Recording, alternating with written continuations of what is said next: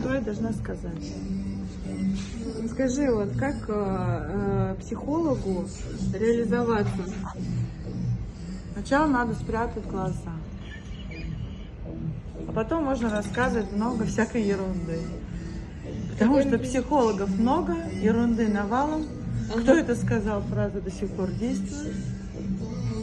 Но если вы обратитесь к нам, то мы снимем очки и расскажем много интересного. Понравится вам это или нет, не факт.